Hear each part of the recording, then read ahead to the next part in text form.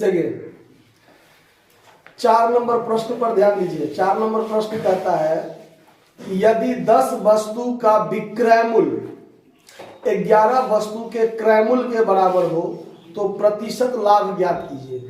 क्रय मूल्य पर भी लाभ प्रतिशत और विक्रय मूल्य पर भी लाभ प्रतिशत। ये बहुत अच्छा क्वेश्चन है, एक लाइन का क्वेश्चन है लेकिन दिमाग लगाने वाला बात है, इसलिए ध्यान रखिएगा।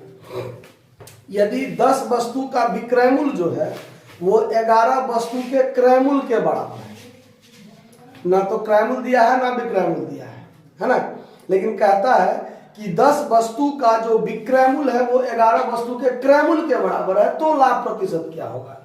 तो हम यहाँ पर मान लेते हैं, देखिए हम मान लेंगे माना कि किसी एक वस्तु का, जो भी वस्तु है, ठीक है, कोई भी वस्तु हो, किसी एक वस्तु का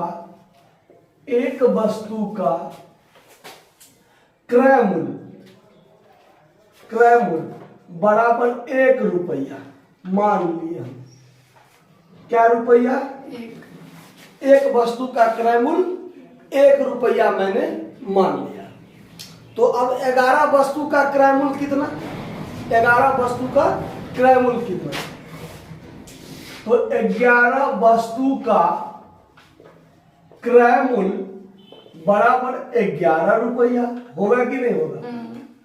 जब एक वस्तु का क्रय मूल्य 1 रुपया मांगा तो 11 वस्तु का क्रय मूल्य 11 रुपया हो गया।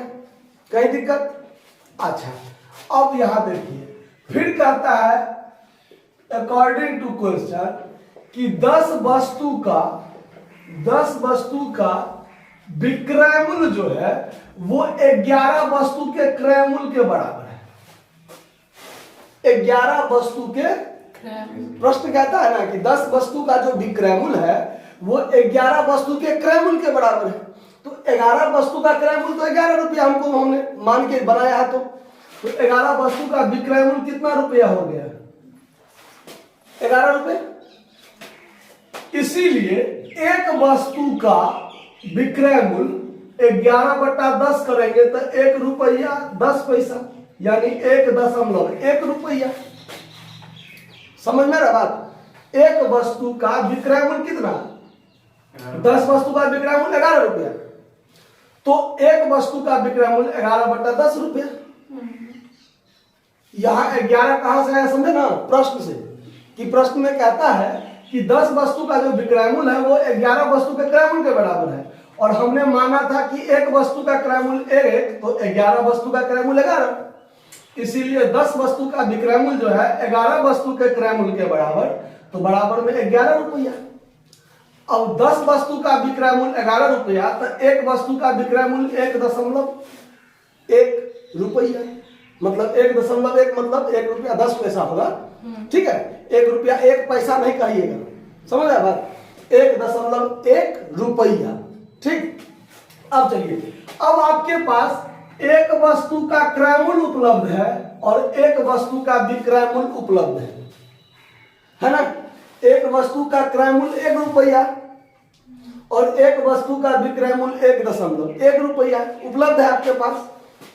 इसीलिए एक वस्तु पर लाभ होगा कि नहीं होगा? क्योंकि क्रय मूल्य 1 रुपया, विक्रय मूल्य ज्यादा है, 1 रुपया 1.1 रुपया, तो विक्रय मूल्य ज्यादा है तो लाभ होगा।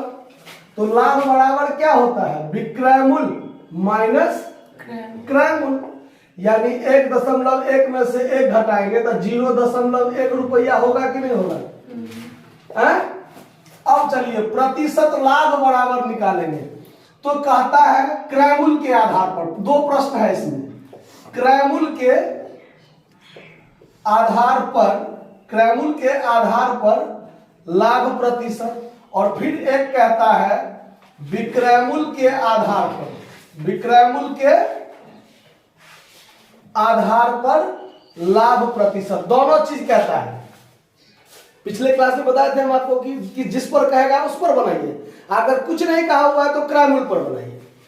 तो लाभ प्रतिशत बराबर क्या हो जाएगा? लाभ गुने 100 बट्टा क्रय मूल्य, जब क्रयमूल के आधार पर बनाएंगे तो 0.1 गुने 100 और बट्टा में कितना है, क्रयमूल कितना है, 1 है ना। तो यहां से अगर दशमलव हटेगा तो यहाँ 1 0 आ जाएगा। अब ये 10 से ये 0 कट जाएगा तो कितना प्रतिशत हो जाएगा, 10%। फिर यहीं पर यदि विक्रयमूल के आधार पर कहता है तो लाभ गुने 100 बट्टा विक्रयमूल हो जाएगा। तो ये लाभ है 0.1 गुने 100 और बट्टा में विक्रयमूल कितना है 1 आप 11 रुपया 10 रुपया पर काम नहीं कीजिएगा, क्योंकि हम जो निकाल रहे हैं वो एक वस्तु के आधार पर लाभ, एक वस्तु के आधार पर लाभ प्रतिशत। तो बट्टा में क्रयमूल या विक्रयमूल जो होगा वो एक ही वस्तु का डालेंगे, 10 वस्तु का नहीं डाल दीजिएगा या 11 वस्तु का नहीं डाल दीजिएगा, समझे बात। अगर आप 11 वस्तु या 10 वस्तु पर काम कीजिएगा तो 10 वस्तु का क्रयमूल और 10 वस्तु का विक्रयमूल लीजिए, तब होगा। एक वस्तु पर निकालना है तो नीचे में क्रयमूल और विक्रयमूल होगा। लाभ भी एक ही वस्तु के आधार पर है तो क्रयमूल विक्रयमूल भी एक ही वस्तु का लेंगे, ठीक है।